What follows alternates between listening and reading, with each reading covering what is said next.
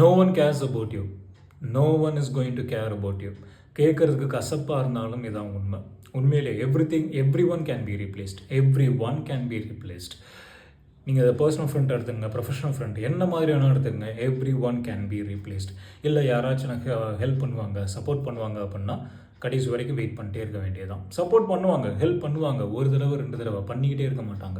எல்லாத்துக்கும் உங்களுக்குன்னு ஒரு கமிட்மெண்ட் இருக்குது பாஸ். அவங்க லைஃப்பை நோக்கி அவங்க ஓடணும் அப்படின்னு ஆசைப்படுறது, அவங்க ஃபேமிலி, அவங்க கோல்ஸு, அவங்க பசங்க, அவங்களுடைய ஸ்டடீஸு, ஃப்யூச்சர் பிளான்ஸு, ஃப்யூச்சரை செட் பண்ணுறது, ஃபிசிக்கல், மென்டல் ஹெல்த் எல்லாத்தையும் பார்க்கணும் அப்படின்ட்டு ஓடிக்கிட்டே தான் இருக்கிறது. உண்மையிலே இதுதான் உண்மை. ஸோ அதனால் நம்மளை தேடி வந்து யாராச்சும் உனக்கு என்னப்பா வேணும், ஏதுப்பா வேணும் அப்படின்ட்டு ஹெல்ப் பண்ணுவாங்க அப்படின்னா வெயிட் பண்ணிக்கிட்டே இருக்க வேண்டியதான். No one is going to care about you. யாருமே கிடையாது, ஆப்ஷனே கிடையாது, வேறு வழியே இல்லை. We need to build our life.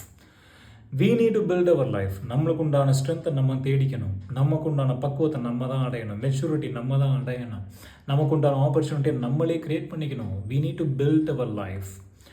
நீயே உனக்கு துணை அப்படிங்கிற கான்செப்ட் தான். we need to build our life without complaining others. யாரையுமே கம்ப்ளைண்ட் பண்ணக்கூடாது. டெஃபினட்டாக யாரையுமே கம்ப்ளைண்ட் பண்ணக்கூடாது.